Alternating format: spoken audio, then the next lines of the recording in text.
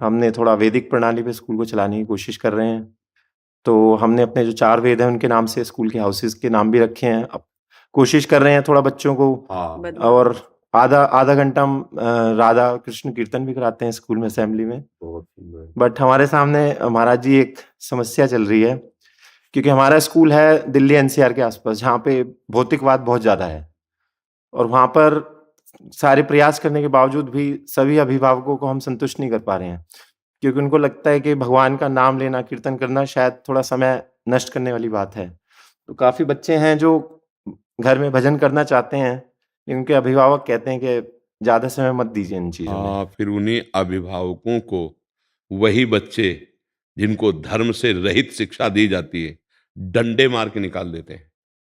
फिर बाद में रोना होता है उनको कि मेरी संपत्ति मेरे बच्चों ने छीन ली और धक्का मार के बाहर निकाल दिया। क्यों? बच्चों का ही दोष नहीं, आपका दोष, आपने संस्कार ऐसे दिए।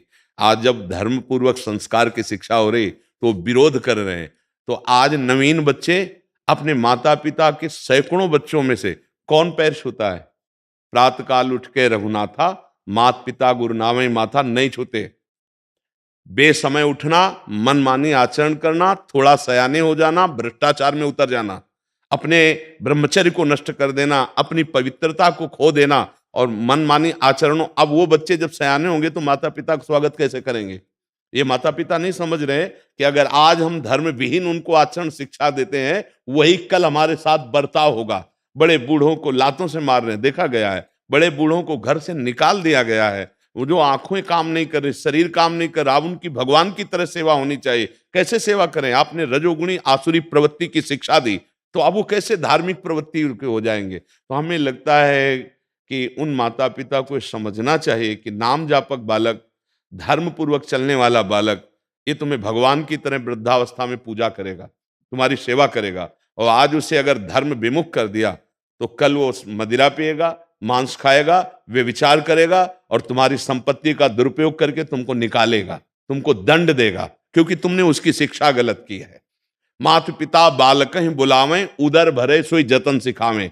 जिस प्रकार से धन बढ़ जाए, जिस प्रकार से तुम्हें भोग सामग्री मिले, वो आचरण माता पिता सिखाते हैं, लेकिन ये नहीं सिखाते कि भोगों में कैसे हम धर्म पूर्वक व्यवहार करें, कैसे हम संयम का बर्ताव करें। ये बात तो हमारे अध्यात्म से ही पता चलेगा।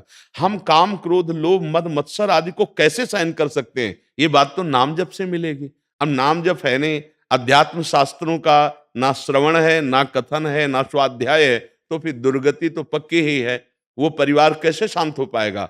जो बच्ची बिना पाणी ग्रहण के भ्रष्ट हो चुकी है, वो कैसे एक पतिव्रत में रहेगी? जो बच्चा बिना पाणी ग्रहण के भ्रष्ट हो चुका है, वो कैसे पत्नी को प्राण से भी अधिक प्यार कर पाएगा? जब गृहस्थी में पति पत्नी पर भी विश्वास नहीं रह जाएगा, वो गृहस्थी किस काम की आएगी? तो पढ़ाई लिखाई के साथ अगर धर्म ग्रंथ की शिक्षा नहीं है, तो आधुनिकता बढ़ती जा रही है, व्यसन बढ़ता जा रहा है, व्यभिचार बढ़ता जा रहा है, कुमार्गगामी प्रवृत्तियां, उच्छृंखल। माता पिता यहाँ के बोलते हैं कि हम बेटे से कहते हैं या बेटी से कहते, वो कहती तू अपने को देख। ये सभ्यता है? विद्या विनयम ददाती, विद्या विनयम ददाती, विद्या ऐसे सिखा जी, तुमने गलती की, आज से नहीं करूंगा। ये विनम्रता खो दी बच्चों ने, और वो विद्यालय जाते हैं और वो विद्या अध्ययन करते हैं। इसका मतलब हमारी विद्या में कमी है। जो अभी बीच में दो अधिकारी, उत्तर प्रदेश के उच्च शिक्षा मंत्री और माध्यमिक, हाँ दोनों, उनसे यही प्रार्थना की थी कि, और उन्होंने पहले वाले ने लागू भी किया था कि 30 मिनट या 45 मिनट हमारे आध्यात्मिक शास्त्रों की चर्चा बच्चों को कराई जाएगी। तो होती है। हाँ होते, तो बिना अध्यात्म चर्चा के तो मतलब हमें लगता है जीवन अधूरा ही है। छोटे छोटे बच्चे ऐसे कार्यों से ग्रसित हो रहे हैं जो अपनी जीवनी शक्ति को नष्ट कर रहे हैं। अब हमारे पास आए, जैसे 13 वर्ष का बच्चा है, अब वो गलत चेष्टाओं में बच्चों के साथ गलत क्रियाएं करने लगा। अब उसको खड़े होने में चक्कर आता है, क्योंकि बच्चे, उनको पता नहीं कि जो मैं क्रियाओं में उतर रहा हूं मेरा नाश करने वाली है। अगर आप आध्यात्मिक सूत्र उनको नहीं समझाएंगे कि ब्रह्मचर्य जीवन के लिए कितना आवश्यक है, ब्रह्मचर्य हान करना नवीन अवस्था के लिए कितना नुकसानदायक है, वो कैसे चल पाएंगे? व्यसन नहीं करना चाहिए, वो कैसे चल पाएंगे बिना आध्यात्मिक शक्ति के? अब नाम जब चल रहा है, थोड़ी देर वैदिक सूत्रों का गायन हुआ, थोड़ी देर वैदिक सूत्रों की चर्चा हुई, तो इनकी श्रवण मात्र से बुद्धि पवित्र होगी। इनके पाप नष्ट होंगे, इनका हृदय निर्मल होगा। अब माता पिता जो लोग नहीं समझते हैं, कैसे समझाया जा सकता? महर्षि प्रधान ये वृत्ति हो गई है माता पिता में कि ये बड़ा अधिकारी बन जाए या बड़ा आदमी बन जाए, खूब पैसा कमाए और फिर बस यही। अब वो क्या परिणाम समझते नहीं माता पिता। जो वयोवृद्ध माता पिता का आदर नहीं करता है, वो चाहे जितना बड़ा पद में पहुंच जाए, वो कभी सुख शांति को प्राप्त होगा। पर अब उसको ये सिखाया ही नहीं गया ना, संस्कार ही नहीं दिए गए।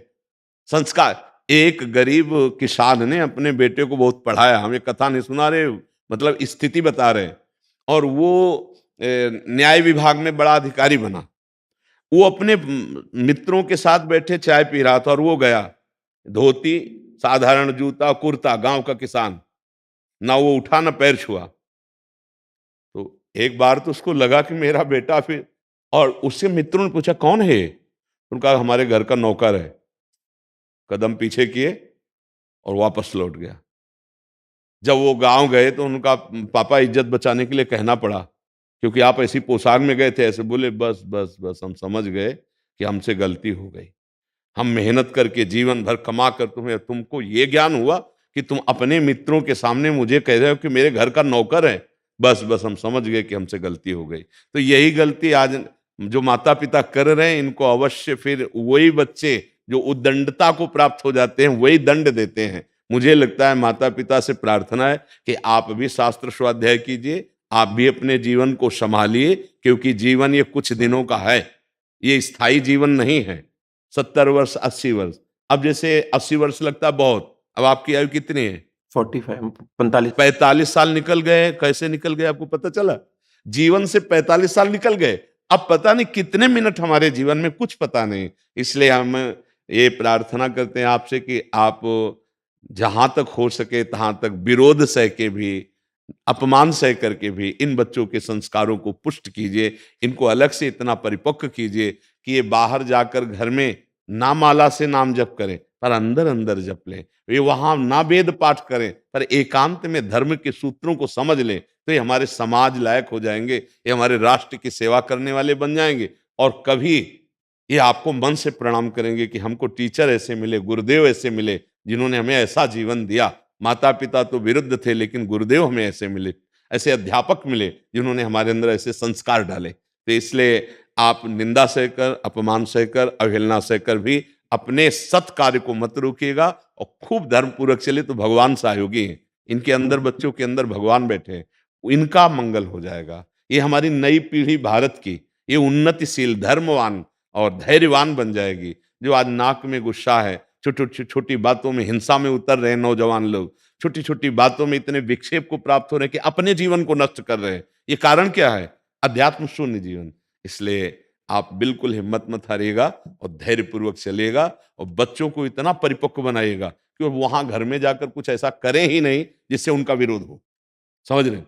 अंदर अंदर राधा राधा जपो, बाहर से राधा बोलने की बिल्कुल जरूरत नहीं, अगर जिस घर में डांट लगती हो। यही प्रश्न था महाराज जी। हाँ, सेम प्रश्न। हाँ, अंदर अंदर नाम जप करो, बाहर से कुछ कर। माला भी मत लो घर में, माला झूले में डाल लो, वहां हाथ में मत लेना। राधा राधा राधा राधा, जो गुरुजी ने, टीचर ने पढ़ाया है उसका मानसिक चिंतन करो। जो वैदिक सिद्धांत अध्यात्म, वहां मत खोलो कोई धर्म ग्रंथ। अगर घर में विरोध होता है, देखो प्रवीणता पूर्वक अपने को अच्छा बनाना है।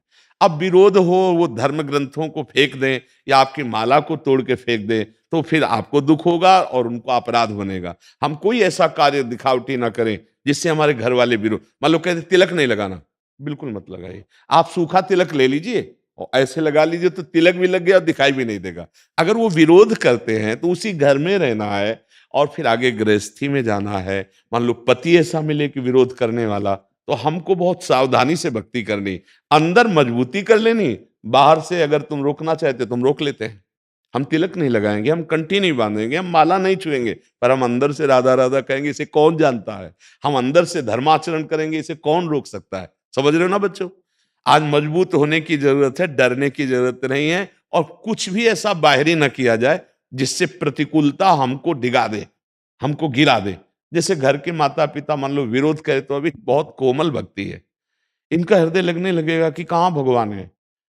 जब हम नाम जप करते हैं तो हमारे घर में ये अशांति और मुझे दंड मिल रहा है, तो मुझे सुख कौन देगा? कब राधा नाम सुख देगा? कब कृष्ण नाम सुख देगा? इसलिए अभी धैर्य पूर्वक, पौधा बहुत छोटा है, वही जब विशाल वटवृक्ष का रूप धारण करेगा तो हाथी भी नहीं नष्ट कर पाएगा। तो अभी बहुत छोटे बच्चे हो, तो इसलिए अंदर ही अंदर नाम जप करो। जिस घर में विरोध होता हो उस घर में बाहरी भक्ति का कुछ भी ऐसा मत करो जिससे विरोध हो, वो अंदर से बलवान हो जाओ। अपने गुरुजनों की बात मानो, जो टीचर कहें उनकी आज्ञा में रहो।